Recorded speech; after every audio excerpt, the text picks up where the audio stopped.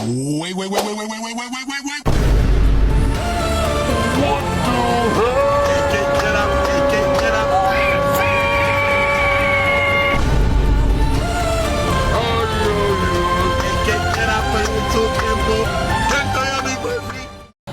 Assalamualaikum warahmatullahi wabarakatuh. Perkenalkan, nama saya Nurul Hidayah dari kelas 2 CPGMI. Nah, di sini saya akan menjelaskan tentang hakikat manusia dalam falsafah pendidikan Islam. Nah, jadi dalam Islam, hakikat manusia ini dipahami sebagai ciptaan Allah yang memiliki keistimewaan dan tanggung jawab moral. Nah, manusia adalah makhluk yang diciptakan dari tanah oleh Allah Subhanahu wa taala, dengan kemudian diberi ruh oleh malaikat Jibril dalam Al-Quran. Allah Subhanahu wa taala menjelaskan bahwasannya Nabi Adam alaihissalam adalah manusia pertama yang diciptakan dari beliau lahirlah keturunan manusia. Nah, jadi manusia ini memiliki unsur-unsur yang membedakan dari makhluk lainnya. Nah, unsur-unsur ini meliputi perasaan, dorongan naluri, dan pengetahuan.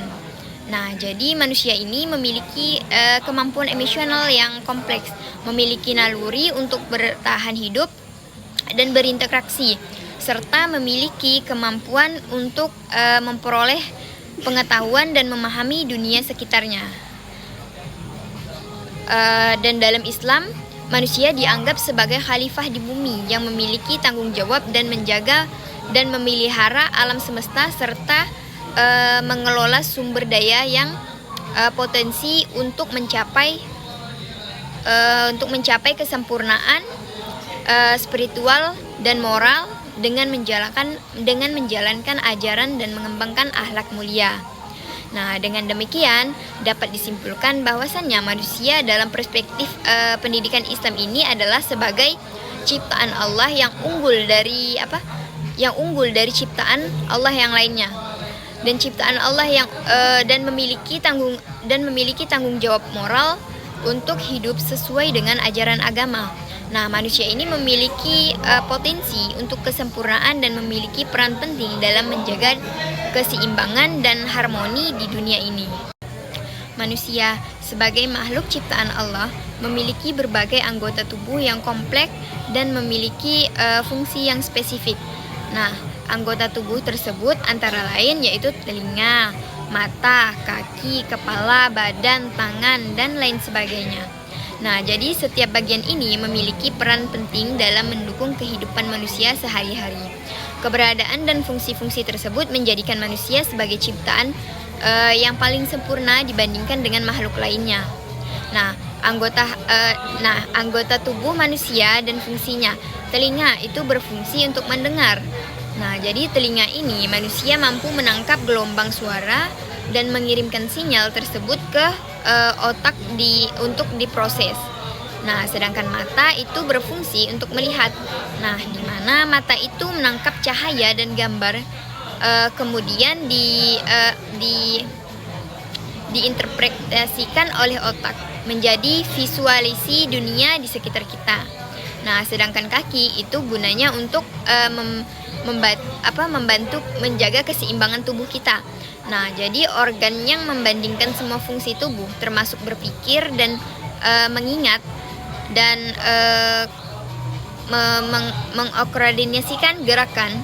Nah, sedangkan badan itu adalah fungsinya untuk berbagai organ vital seperti jantung, paru-paru, dan pencernaan. Nah, sedangkan tangan itu berfungsi untuk mengangkat atau melakukan sebagai aktivitas fisik lainnya. Dan keberadaan dan fungsi dari anggota-anggota tubuh ini memperlihatkan betapa kompleks dan sempurnanya desain manusia dan keunggulan manusia.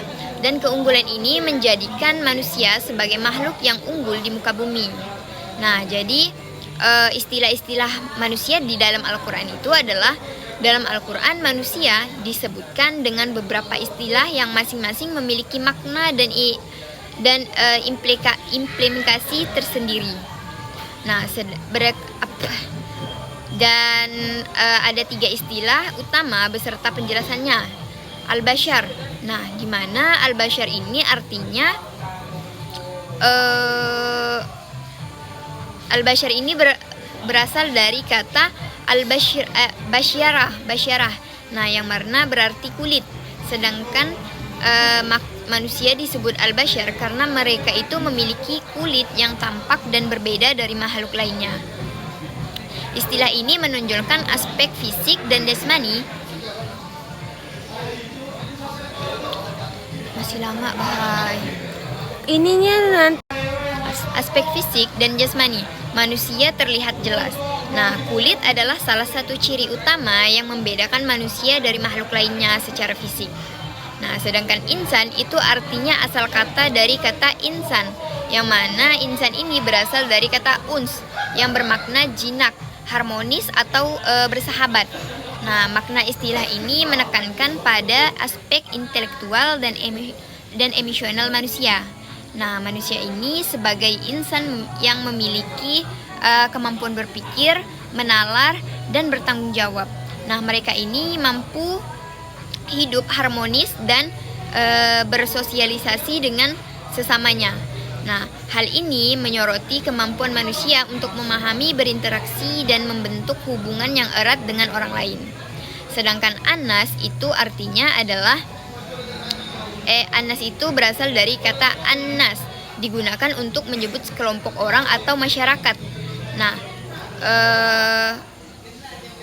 makna dari annas itu adalah istilah yang mengacu pada manusia dalam konteks sosial dan komunitas. Nah, manusia sebagai anas adalah makhluk sosial yang hidup berkelompok dan berinteraksi satu sama lain. Nah, mereka ini memiliki segudang kegiatan yang dilakukan bersama dan bekerja untuk mengembangkan kehidupan mereka. Istilah ini menyoroti pentingnya kerjasama dan persatuan dalam kehidupan manusia. Sekian materi dari saya. Mungkin cuman ini yang dapat saya sampaikan. Sekian dan terima kasih.